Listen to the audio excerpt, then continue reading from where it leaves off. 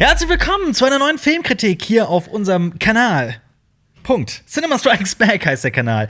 Wir besprechen Filme normalerweise anders. Normalerweise sitze ich in meinem Set und in deinem Set? In meinem Set, das ich mit meinen eigenen Händen gebaut habe und bespreche Filme eigentlich, indem ich mir vorher sehr lange und sehr viele Gedanken mache. Heute machen wir das Ganze ein bisschen anders, denn wir alle drei haben gestern einen Film gesehen, der gestern auch tatsächlich am 11. März auf Netflix gestartet ist. Was ist der 12.? Ja, 12. März. Am 12. März, sorry, 12. März. Und dieser Film heißt Annihilation. Auslöschung. Also, mit Natalie Portman. Hallo Marius, hallo Jonas. Hallo Alpa. Dieser Film ist von Alex Garland, der hat Regie geführt und auch das Drehbuch geschrieben. Dieser Mann hat Ex Machina gemacht zuletzt. Das heißt, der Mann hat ordentlich gut vorgelegt, weil dieser Film war grandios. Der war sehr gut. Jetzt ist natürlich die Frage, kann er das wieder machen? Ja. Auch Oscar Isaac spielt auch wieder mit hier. Genau. Natalie Portman spielt aber vor allem die Hauptrolle, denn sie spielt eine junge Ärztin oder Biologin. Eine ehemalige Army-Angehörige. Genau, die sieben Jahre lang bei der Army Soldatin war und da auch ihren Mann kennengelernt hat. Der Mann ist allerdings seit einem Jahr spurlos. Kane ist seit einem Jahr spurlos verschwunden. Kane war auf einem in einem Einsatz, von dem sie nichts Näheres weiß. Und sie hat ihn halt für tot gehalten. Genau. Und eines Tages kehrt er plötzlich zurück und sie ist total verdutzt und er wirkt auch komplett schräg, nenne ich es mal. Und auf dem Weg lethargisch.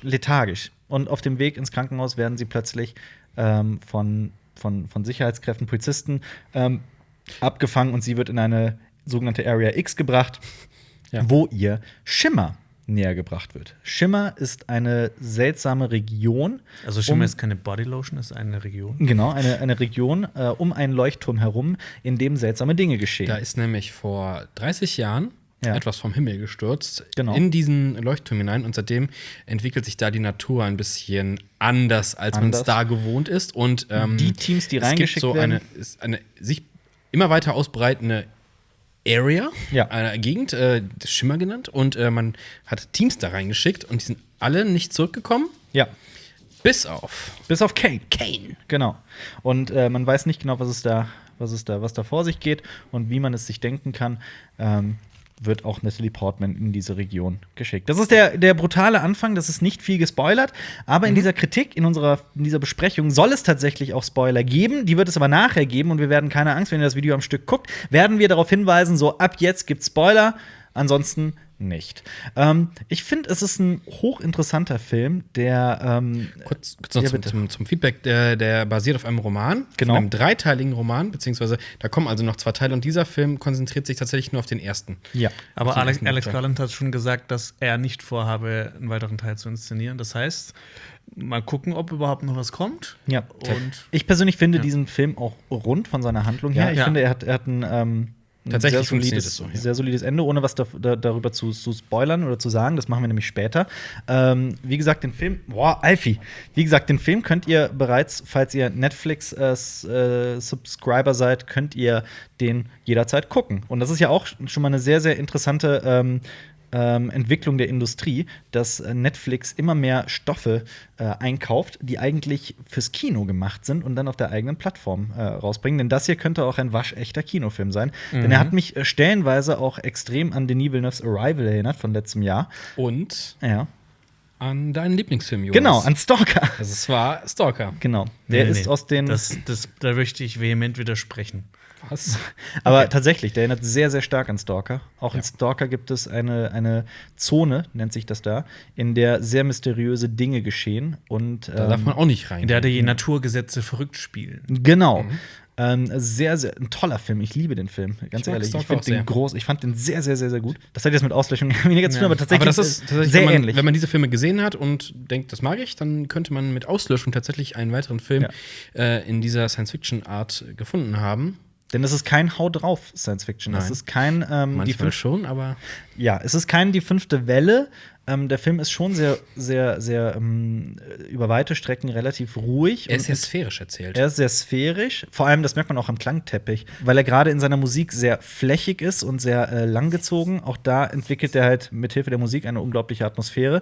Und wie gesagt, es geht auch sehr viel darum, die Figuren kennenzulernen und auch über die, da ist tatsächlich eine ganz große Ähnlichkeit zu Stalker, die Figuren besser kennenzulernen über diesen Schimmer, über dieses seltsame Gebiet. Somit ist dieser äußerliche Einfluss, dieses äußerliche Ding des Schimmers ist auch ein gewisser Einblick in die Psyche der Figuren. Ja, ansonsten ist es ein Film, der gerade in seinen Hintergründen und seinem gesamten Setting sehr viel mit CGI arbeitet oder mit Computereffekten, die mir aber in keiner Weise negativ aufgefallen sind. Ich muss aber auch sagen, dass die viel oft auf praktische Effekte das zurückgegriffen auch, ja, haben. genau. Also das war so ein guter Mix aus praktischen und sehr gut gemachten CGI-Effekten. Ja. Und ich finde, also für mich der größte Pluspunkt an dem ganzen Film war die Atmosphäre. Also absolut. Die Farben von vorne bis hinten. Ja, die Farben waren ja auch sehr, sehr stark. Also sehr, sehr, sehr kräftig waren die. Gerade im Schimmer und das Ding ist auch, natürlich, weil in diesem Schimmer, da soll es ja ein bisschen anders wirken. Und deswegen fand ich das CGI jetzt auch nicht störend, weil man kann das immer damit erklären, so ist halt diese Umgebung, diese nicht natürliche Umgebung dort. Absolut.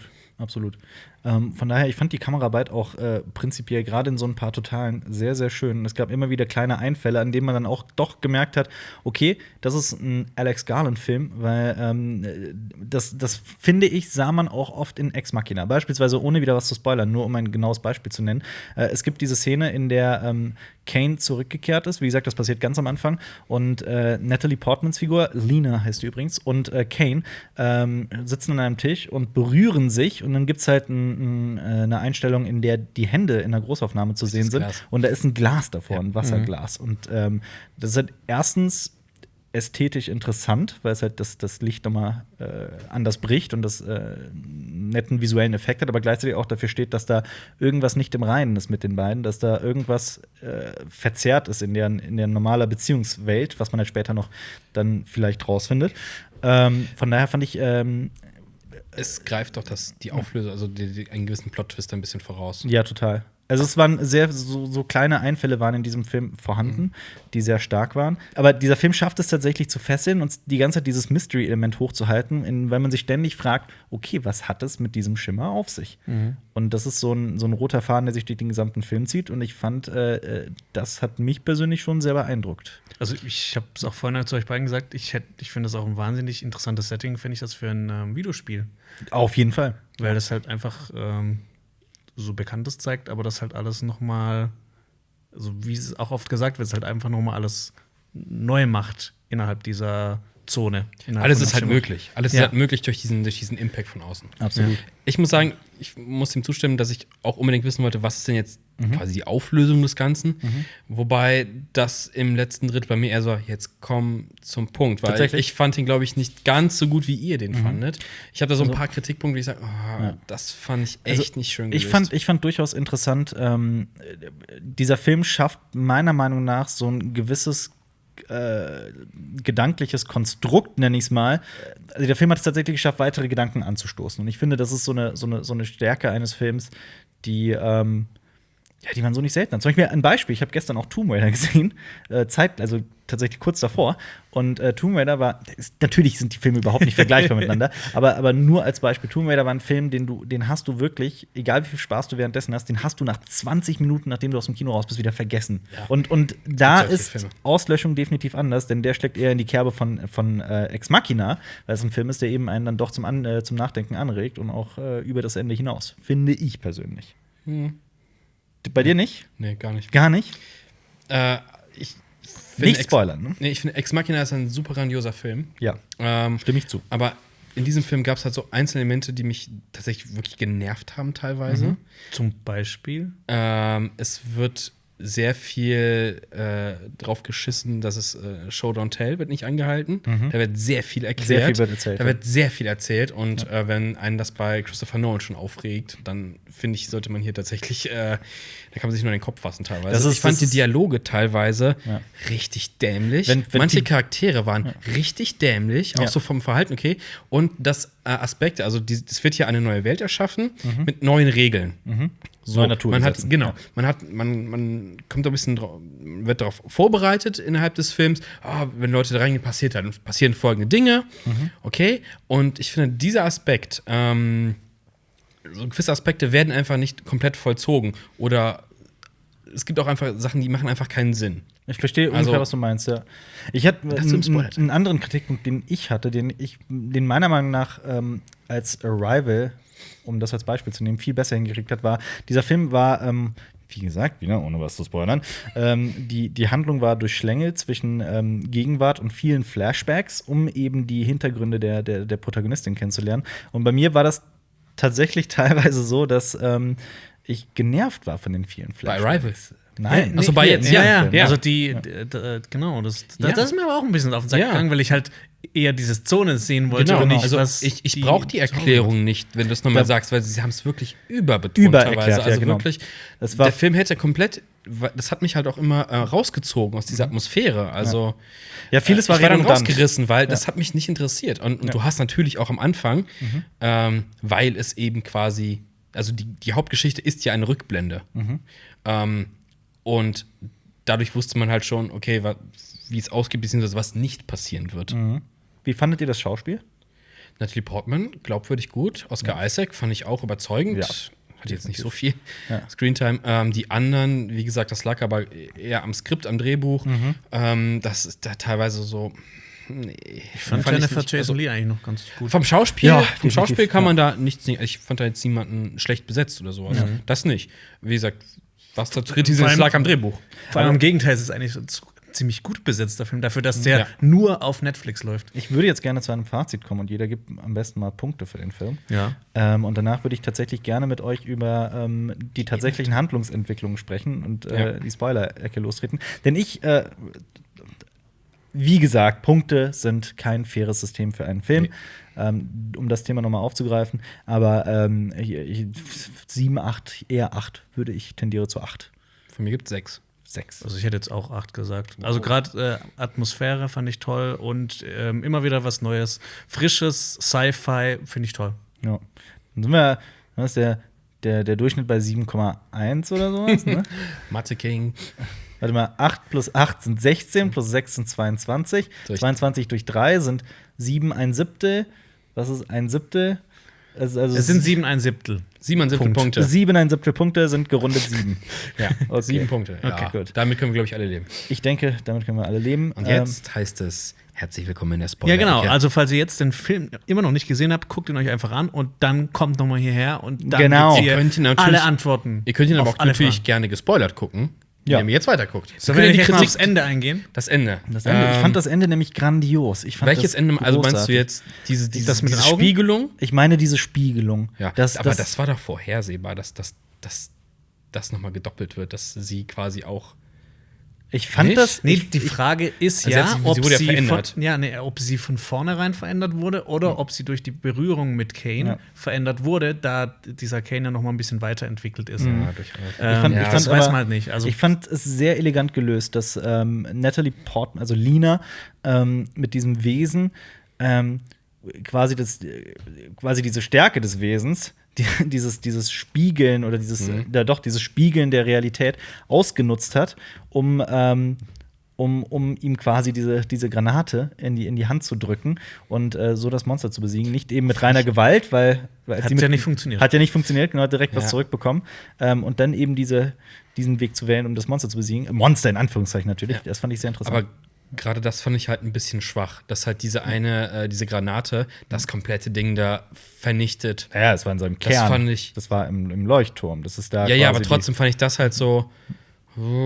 Es war es doch so einfach. Hätte einfach irgendjemand das wegnuken müssen, so richtig. Ja, aber ich finde das eigentlich besser, als dass man immer so, dass die so unbesiegbar sind. Also ich finde das eigentlich toll, dass man so ein bisschen. Ja, nicht wie bei War of the Worlds, wo die halt einfach durch Bakterien getötet wurden, sondern halt einfach, dass es auch durch was Simples ist und nicht, also dass man das auch irgendwie, sag ich mal, wissenschaftlich erklären kann und nicht, dieses Monster ist so unfassbar stark, man kann es halt einfach nicht zerstören. Das ist ja nicht unzerstörbar, du bist ja vom einen Extrem zum anderen gegangen, aber es ist halt so, ja komm, die Leuchtgranate ballert das Ding weg. Das ist keine Leuchtgranate. Nee, es war keine Leuchtgranate, es war eine Phosphorgranate. Wie fandet ihr diesen Grundgedanken, dass dieser gesamte Schimmer wie ein Prisma ist, in dem sämtliche Genkombinationen neu zusammengesetzt werden und anders dargestellt werden, um was Neues zu kreieren? Interessant, ich fand nur, wie sie es im Film dann rausgestellt haben, dieses typische, wenn Leute eine Idee im Film haben oder auf einen Gedanken kommen, dann stehen sie da und dann fangen sie so hektisch an rumzureden. Sie lief dann so rum und also diese eine Wissenschaftlerin und dann so erklärt sie es halt, damit wir alle auch verstehen, worum es geht, so. Ja. Und das halt mit Lichtstrahlen und weil Licht ist ja Teilchen-Welle-Dualismus, das ist nicht so ganz wie Funk. Ja. Das ist nicht ganz so. Ja, es wird ja auch alles anders aber es geht ja mehr um diesen abstrakten Gedanken. Dass diese Genkombinationen wie in einem Prisma gebündelt und gebrochen werden, um sich in einer neuen Weise zusammenzusetzen. Also Aufsplitten irgendwie. Ja, genau.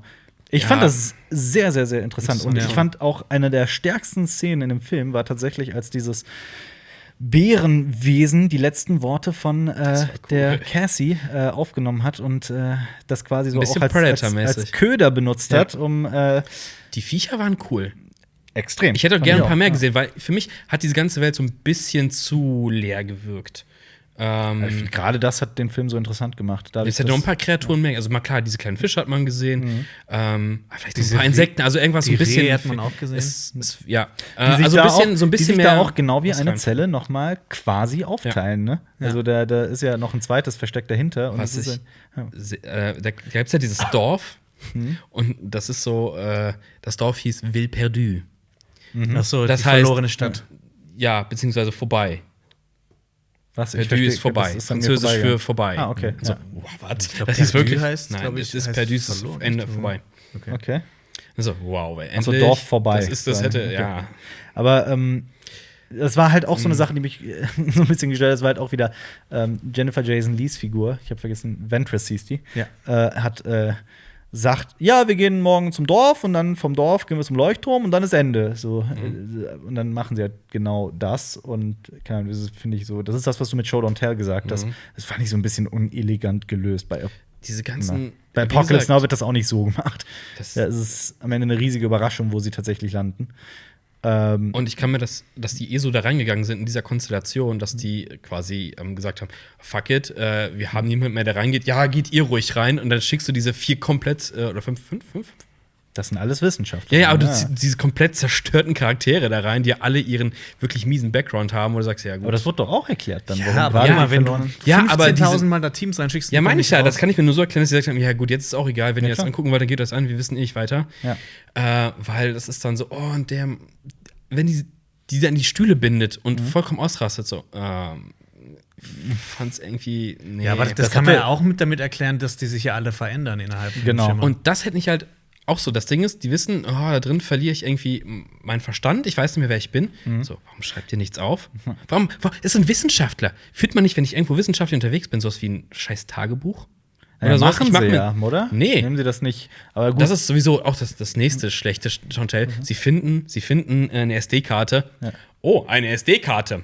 Eine Speicherkarte, die muss ich nur hier reinlegen, dann läuft das schon so. Ja, wir 2018 wissen, was eine Speicherkarte ist. Nee, Moment, Spoiler-Alarm. Das funktioniert auch oft gar nicht, wenn man eine Speicherkarte von der einen Kamera in die andere setzt. Dann musst du die erst formatieren und dann hast du keinen Film mehr. Und die letzte. Ist das so? Ja, du kannst nicht einfach bei einer Panasonic die in das Ding reinmachen und das schon angucken. Aber ja, das ist. Und bei der letzten Kameraeinstellung, wenn Oscar Isaac zweimal da ist, sie schmeißt die Kamera an, aber die hat ja niemand mehr ausgemacht. Das heißt, die muss durchgelaufen sein. Die dürfte überhaupt keinen Akku mehr gehabt haben. Der Akku muss leer sein. Das kann nicht sein. Das ist die Zone, da ist alles im da ist sogar, die Elektronen werden neu gesetzt und sowas. Aber ich meine, was ich auch so super interessant fand, war, und das finde ich da hat der Film schon sehr überzeugen können, mit vielen neuen Ideen, die ich so selbst nicht kannte, weil ich auch das Buch halt nicht kenne, auf dem das basiert, also nicht gelesen habe, war beispielsweise, dass dass Pflanzen mit menschlichen Genen so kombiniert sind, dass sie halt zu Pflanzenmenschen quasi wachsen. Das fand ich super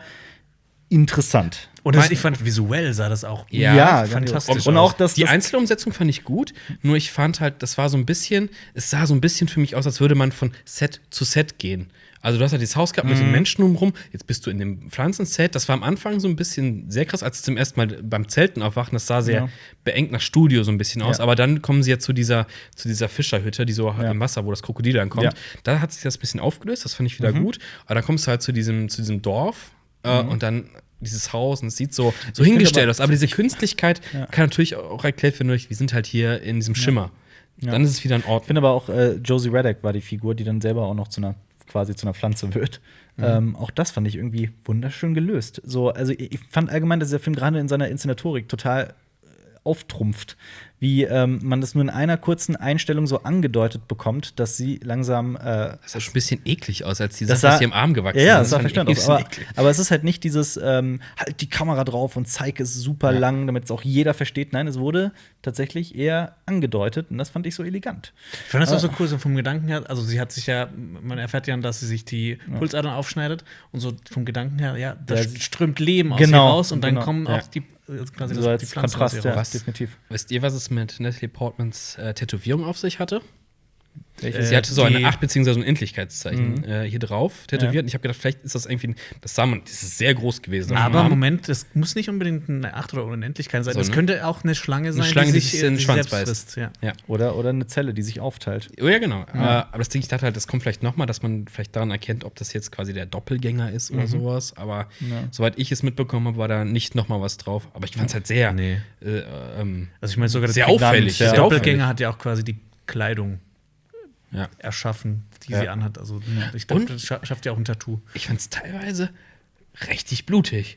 Also wenn die diesen Bärenlöwen-Hybriden da erschießen, zerfetzt den ja. Oder wenn er sie zerfetzt, fletzt so der Unterkiefer weg, da splittert das Blut raus. Wow! Ich finde die Würmer im Bauch. Die haben auch definitiv krass aus. Aber auch die gesamte Einstellung davor, als er ihm das aufschneidet. Das sah so gut aus. Ja. Das war genial und dann weißt du, was ich mir gedacht habe? Warum fässt der da rein? Warum fässt der diese Würmer an? Also erstmal finde ich es fast ein Skandal, dass du fest sagst. Warum fasst der den an? Ist das schwarzwäldisch? Ja. Die haben sich schon wissenschaftlich schärfer verhalten, wobei ich halt auch sage, ihr vergesst Sachen, macht euch tatsächlich doch Notizen, so, wie viele Tage sind wir hier? Ich gucke einfach mein Tagebuch nach, ich habe folgende Sachen aufgeschrieben. Es wäre so einfach gewesen. Ja, aber vielleicht haben die vergessen, zwischendrin das zu schreiben, weißt du? Die haben ja auch 4 Tage vergessen. Aber die verlieren ja auch die ganze Zeit Sachen und die verschwinden. Und außerdem ändern sie sich ja auch als Personen. Und die Zelte müssen ja auch sehr unbequem gewesen sein, weil am Anfang zelten sie halt und dann, wir sind jetzt hier, es ist zwar noch hell draußen, aber wir gehen jetzt nicht weit, wir bleiben halt hier in diesem Dorf. Ja, aber geht doch noch 2 Stunden, zeltet doch dann einfach, da habt ihr vorher auch gemacht. Anscheinend mehrere Tage. Das waren ja so Kleinigkeiten, die ich nicht so schlimm fand. Ja, aber es addiert sich ja bei mir so, ich gesagt, irgendwie nicht so rund bei Leuten. Oder man hätte halt diesen Wahnsinn ein bisschen mehr rauskitzeln sollen. Aber das ist ja ganz subtil, hat sich ja dieser Wahnsinn in Anführungsstrichen entwickelt. Und gerade das finde ich auch so eine Parallele zu Stalker, dass die eben anfangs nur angedeutet wird und dass der Zuschauer da oft einfach im Stehen gelassen, also im Unwissen gelassen wird. Und das fand ich halt wiederum sehr stark, weil du als Zuschauer nie genau weißt, du merkst es, dass die Figuren sich irgendwie leicht verändern, aber du kannst nicht genau den Finger draufsetzen und sagen, okay, insofern, das passiert gerade wirklich. So, weil dir auch nicht erklärt wird, dass also die Figuren sagen ja, wir können uns alle an die letzten 4 Tage nicht erinnern. Du hättest das anders lösen können mit einem Erzähler, in dem einfach genau gezeigt wird, was in den 4 Tagen passiert. Aber stattdessen wirst du halt so in die Figuren geschleudert, dass es außen vor gelassen wird. Ich fand das eben auch. Also, sehr großartig. Bei mir waren es halt so Kleinigkeiten, die halt auch verdient haben, dass ich halt dem Film tatsächlich nur 6 geben würde. Zum Beispiel, wenn Natalie Portman alleine losgeht, um eine Verschwundene, die sie dann tot auffindet. Erstmal, sie findet sie quasi direkt oder wir sehen nicht, dass sie erstmal rumirrt. Sie trennen sich. Klassischer dummer Fehler. Wir sind in einer seltsamen Umgebung. Wir splitten uns auf. Und vor allem hätten die anderen was Besseres vor, sagen, wir gucken uns da um. Aber nein, die sitzen auf dem gleichen verfickten Ort. Sorry. Die sitzen da einfach rum und warten, bis die wiederkommt, weil wir nachher im Film du hast sie umgebracht, damit sowas passieren kann. Das ist ja auch, vor allem die hat ja auch noch gesagt, soll ich mitkommen? Und Lina sagt so, nein, ich gehe allein. Das ist so, das stimmt.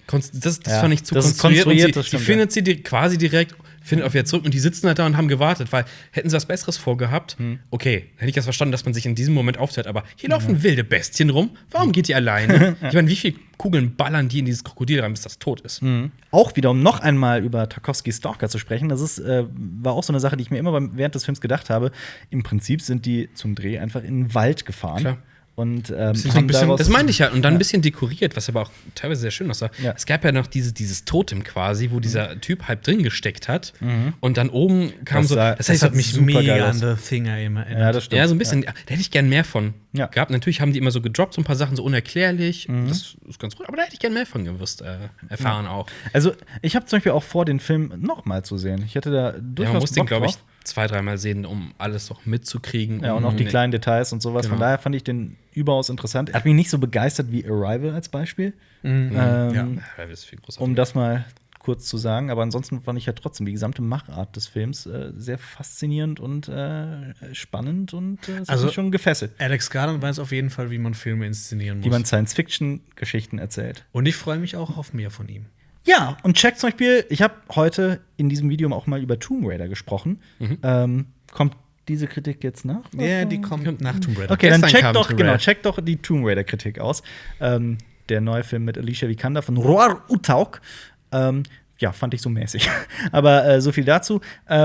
Checkt auch unseren Abonnieren-Button aus. Der ist großartig. Da kann man mit der Maus ganz einfach so draufklicken, dann die Glocke aktivieren. Instantly glücklich. Da wird man wirklich, das macht einen sofort um 7 Punkte glücklicher. Und wenn ihr den finalen Kick wollt, dann läutet ihr auch die Glocke.